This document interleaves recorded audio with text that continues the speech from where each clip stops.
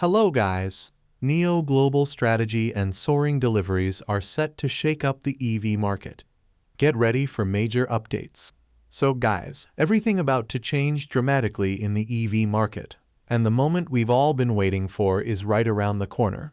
So, buckle up, everyone, today is going to be huge for NIO, and the company is about to enter a super bullish phase. In this video, I'm going to dive deep into the latest updates from China, including some intriguing developments with NIO Deliveries, the secret behind why they're consistently high, and how the company is leveraging new markets. On top of that, we'll talk about the growing rivalry between Tesla and ONVO in China. So let's get started. First, we need to address the weekend news that NIO has signed major deals with the UAE and Egypt. These partnerships are more than just good headlines. They represent a monumental validation of NIO technology and global strategy. What makes this development particularly bullish is the backing of top political figures, the UAE president and the Egyptian president. When heads of state in key global markets show support for NIO, it's a clear signal that the company is on the right path and gaining momentum far beyond China borders.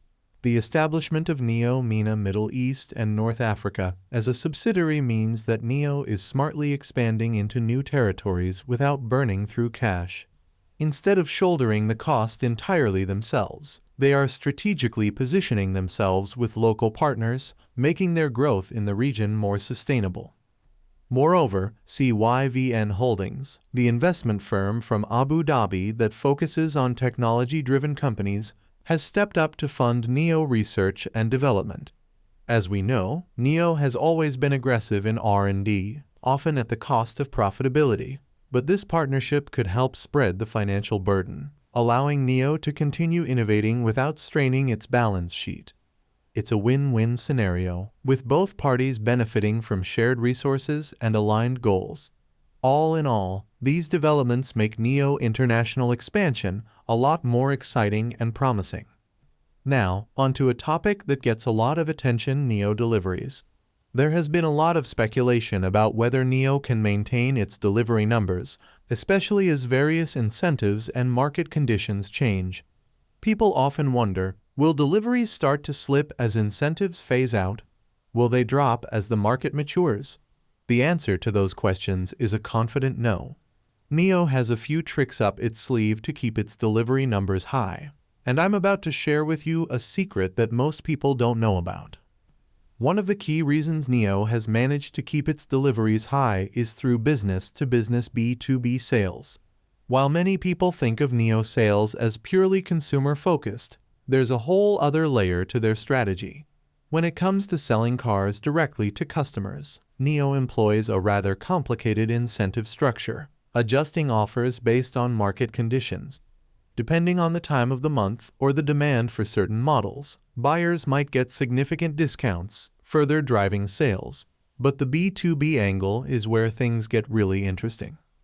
Recently, I came across some listings on second-hand car apps in China and noticed an unusual trend: brand new NIO cars with almost 0 kilometers on them. Essentially, these cars are being sold to second-hand dealers or other auto retailers in bulk, a strategy that NIO has increasingly leaned into. This practice, while not unique to NIO, other major players like Li Auto and BYD do this too, has allowed them to boost their delivery numbers each month.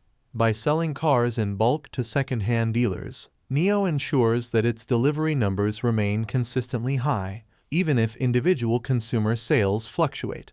Once those cars are handed over to the dealers, they're counted as deliveries, and it's up to the dealers to find buyers in their local markets. It's a smart way to leverage the broader auto ecosystem to maintain steady growth.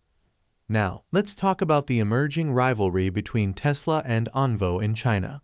Recently, ONVO launched its L60 model, and it's already making waves in the market. The impact ONVO is having is significant, with reports showing that around 70% of potential buyers who are considering an ONVO vehicle are also looking at a Tesla Model Y as an alternative. Tesla has noticed this and, unsurprisingly, has launched a counter-offensive, aiming to win over those customers. Some of Tesla's arguments, though, are a bit weak, in my opinion. For instance, one of the key points they're making is questioning the need for battery swapping technology, which ONVO offers. Tesla sales teams are asking potential buyers, why would you need a battery swap? When was the last time you swapped a battery in your phone? The argument being that with the abundance of charging stations, battery swaps are outdated. But this completely misses the point. Battery swapping has multiple benefits, such as reducing battery degradation and making charging faster and more convenient, especially in high-demand areas. Tesla's stance here feels more like a defensive move rather than a valid critique. Tesla has also been spreading rumors that if you buy an ONVO L60 and want to sell the car down the line, you'll be required to purchase the battery back first. This claim, however, is not true. You can sell the car without needing to buy the battery back though. If you've been renting the battery over several years and decide to purchase it outright, yes, that will increase the cost. But Tesla is exaggerating this aspect to dissuade potential buyers, trying to paint ONVO battery policy as overly complicated when, in reality, it's fairly straightforward. On top of that, we're hearing other EV companies, like Zeekr, targeting ONVO for not including LiDAR technology in their vehicles. The fact that so many competitors are taking aim at ONVO proves that the company is shaking up the market. You wouldn't see this kind of backlash if ONVO wasn't making an impact. The fact is, ONVO L60 is a serious contender, and the sales reps at ONVO dealerships are busier than ever, trying to keep up with demand. So, how does all of this tie back to NIO? Well, as I mentioned earlier, NIO has been using B2B sales to keep its delivery numbers strong, but it's also seeing solid consumer demand. With several major auto shows on the calendar, NIO is positioning itself to sell a ton of vehicles in the coming months. And with the added boost from B2B sales, I believe we're going to see deliveries remain above 20,000 vehicles per month. This consistency in deliveries is going to keep NIO on an upward trajectory. As we continue to see rising deliveries, it's only natural that NIO stock will follow suit. Increased deliveries mean higher revenue, and that will eventually lead to stronger financial performance, driving the stock price higher. We've seen NIO stock fluctuate recently, consolidating around $6 or $7, but this is just like when the stock was consolidating at $5. Once the consolidation is over, I fully expect NIO to resume its bullish trend. With international deals in place and deliveries holding strong, we could see everything flip in NIO favor as soon as Todi. I believe this could be the last year we see NIO trading in the single digits. By next year, I expect NIO to be around $20 per share, and in a couple of years, it could easily be $30, $40, or even $50. The momentum is building, and it's only a matter of time before we see NIO full potential realized. Thank you for joining us today. If you enjoyed the video, don't forget to hit the like button and subscribe to our channel for more stock predictions and market insights. Remember to turn on the notification bell so you never miss an update.